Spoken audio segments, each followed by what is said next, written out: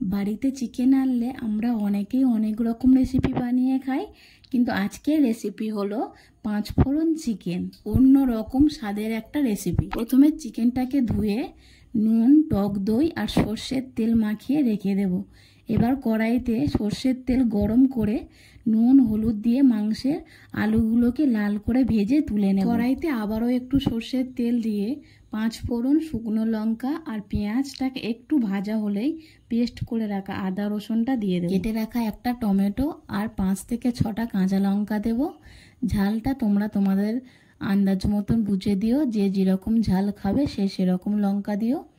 এবার ভালো করে কষানোর পর হলুদ, কাশ্মীরি লঙ্কা, গোলমরিচ, জিরে, ধনে পাউডার দিয়ে একটু জল দিয়ে মশলাটা ভালো করে কষিয়ে নেব যতক্ষণ না মশলা দিয়ে তেল ছেড়ে ছেড়ে আসছে। এবার ম্যারিনেট করা চিকেনটা দিয়ে ভালো করে কষিয়ে নেব 5 থেকে 6 মিনিটের মতো।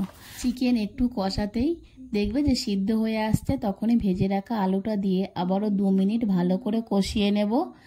এবার উষ্ণ গরম জল দিয়ে ঢাকা দিয়ে দেবো 2 থেকে 3 মিনিটের মতো। 2 থেকে 3 মিনিট পর ঝোল ফুটে উঠলে গরম মশলা গুঁড়ো ছড়িয়ে নামিয়ে নেব।